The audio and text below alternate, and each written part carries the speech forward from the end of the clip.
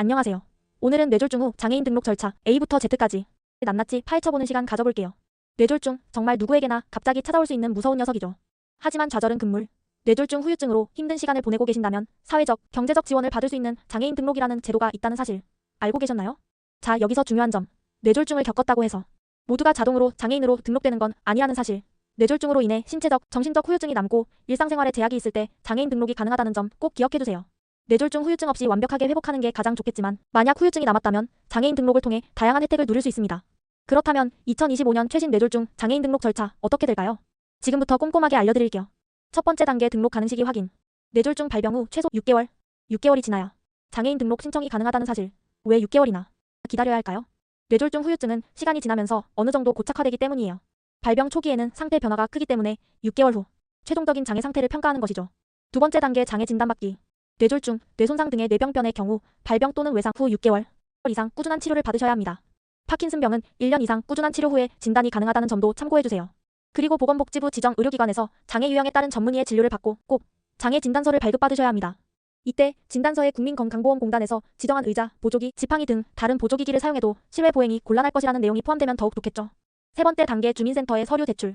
자, 이제 진단서를 받았다면 거주지 읍면동 주민센터를 방문해서 장애인 등록을 신청해야겠죠.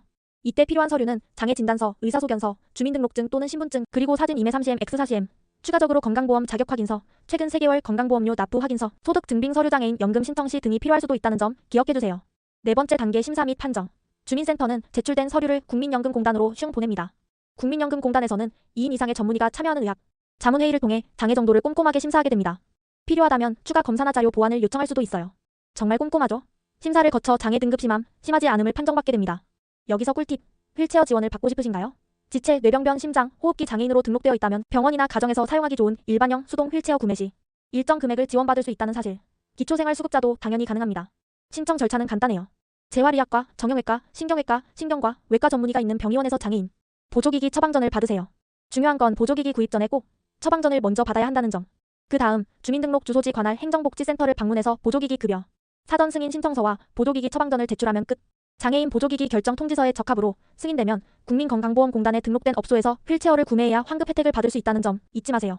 휠체어 구매 후에는 보조기기, 급여비 지급 청구서, 세금 계산서 또는 카드 영수증, 구매 업체의 사업자 등록증, 의료기기 판매업 신고증, 상품 바코드 사진 등을 준비해서 제출하면 됩니다. 뇌졸중 환자의 장애인 등록 복잡해 보이지만 절대 어렵지 않아요. 뇌졸중 발병 후 남은 후유증에 대한 공식적인 인정 절차를 통해 다양한 복지 혜택을 받을 수 있다는 사실. 이 절차는 환자의 상태를 정확히 평가하고 필요한 서류를 준비하는 것이 가장 중요하며 복잡한 과정은 아니므로 해당 시기가 되면 담당 의료진과 상의하여 진행하는 것이 좋습니다.